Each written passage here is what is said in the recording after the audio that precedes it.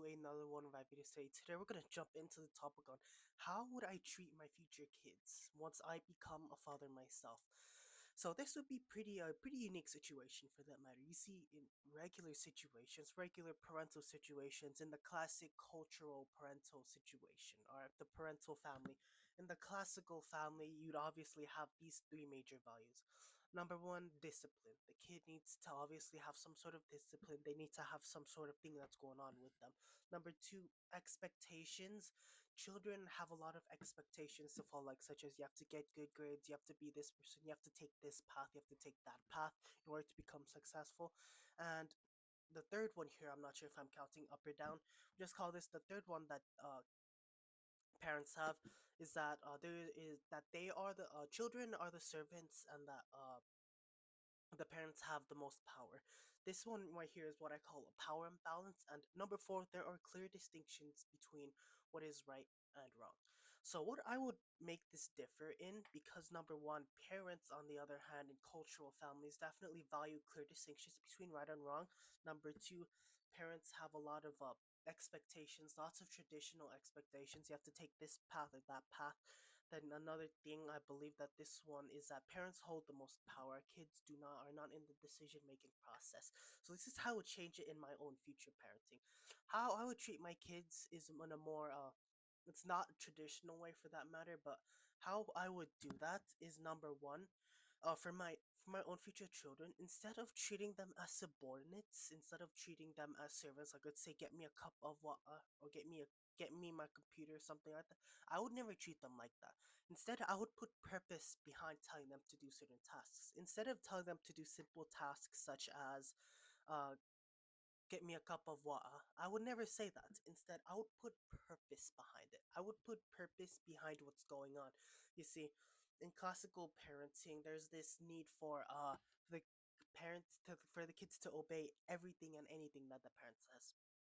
But this right here is flawed. There isn't much leeway to do a lot of things, so I'm going to go ahead and counter this. How I would counter this is that instead of giving children like do this or do that, I would put purpose behind it. Instead of telling them to do this, I would tell them that collaboration is far better. All right, washing the dishes together, working together to fix up the house, remove dead spiders, remove dead insects. I would put purpose behind telling them each task and what to do. I would put purpose behind it instead of just like tasks, because I know my children will one day become kings and queens of their own families. They will one day rule over their own families, and I think that a lot of traditional values, I think they're definitely flawed. So that's one thing that I would absolutely change about my future parenting, is that I would put it more centered to the child, more centered on the child care, more centered on collaboration instead of just simple answers for that matter. And another thing I would do is that I would make my kids do anything. They can choose any job that they want to do. They can choose being a fitness influencer. They can choose any job. They can become like a cosmetologist. They can become dermatologist. They can take a predefined path. I won't force them to take a path or have to do this or that. I won't ever force them to do something like that. Once they become adults, they'll be their own people, and they'll be kings and queens of their own families once again as they become adults. But the thing is, when it comes to college, I don't think I'll be able to pay for my children's college. To be fair with y'all, I'm gonna be so fair with y'all. I probably will tell my kids to never go to college. I'll maybe take like trade school, because I know in the future, bro, the economy is gonna be so screwed.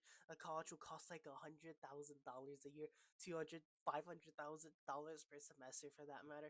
That's why right now I'm not going to college in this, as I'm a teen right now. But for my own future children, they can take any job they want, to be fair. But I don't think I'll be able to pay for like college expenses or something like that, because stuff is getting too much expensive. I might be able to pay for trade school, maybe get like maybe a way to get a degree faster or something like that. But I don't think I'll be able to pay for my kids' college, to be fair. When it comes to that moral distinction between right and wrong, of course, in the future, how I'm going to take care of them will differ, obviously speaking. Maybe college will be less expensive. I won't ever know for that matter. But for right now, Or me, I'm never going to become a college freshman or college graduate. I'm probably going to become a trade school graduate because college is just too dang expensive. All right. I'm going to cover on the next issue between what's right and wrong. Obviously, I teach my kids the moral distinctions between right and wrong. Obviously, if I give you a poisoned apple and I give you a non poisoned apple, obviously they choose the non poisoned apple very clearly. Obviously, that's a clear distinction between what's right and wrong. But when it comes to contentious issues such as cases of abuse, such as cases of climate change, mm, such as cases of parental treatment, such as cases of social justice problems such as equality, poverty, I would give them, instead of giving simplistic labels, I would allow them to take neutral stances. Because on contentious issues such as climate change or such as abuse, perceptions can be constantly changing. You see, when it comes to taking a moral in cases of abuse, there are a lot of moral gray areas when it comes to it. There are perceptions that are constantly changing, and what the outcome might be completely different for one or both sides. Like, say, if they take this side in that matter, the outcome is drastically different, and their stance would have been the outcome, the stance would that matter. Taking like a clear right or wrong stance on cases such as abuse, or let's say cases of climate change for that matter, cases of poverty, where perceptions are constantly changing, I'll definitely give my leeway for kids.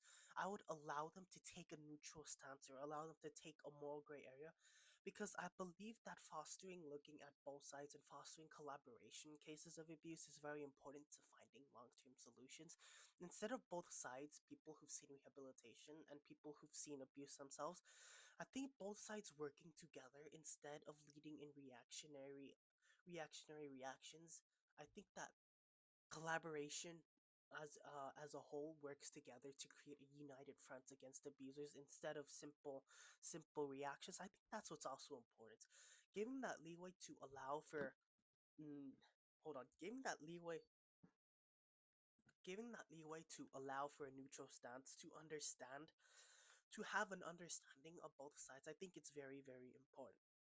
All right, but obviously swift justice must be taken. Not Swift justice and swift protections must be taken, especially for people who are under cases of abuse. Although neutral stances are very important, looking at the more gray area, I think the protection of these victims while the case goes on, while public debate goes on, is also very important.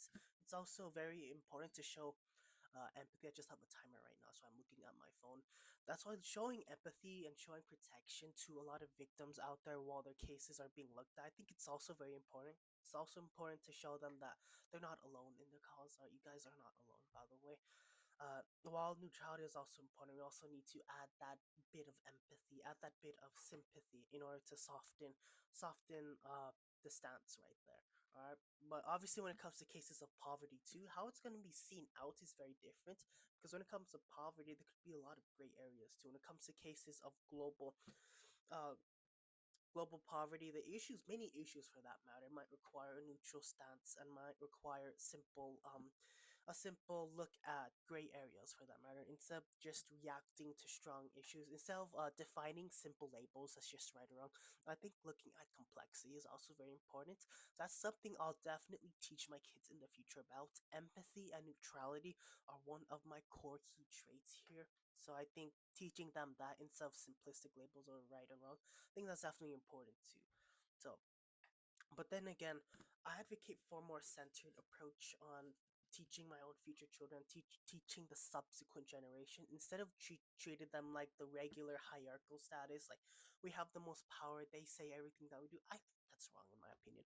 I think me as a future father, I am willing to give away some of my power to my future kids so that they could have a say in the decision making process. They could have a say in changing rules. They could have a say in becoming critical thinkers themselves instead of having a reactionary or instead of having a judgmental personality.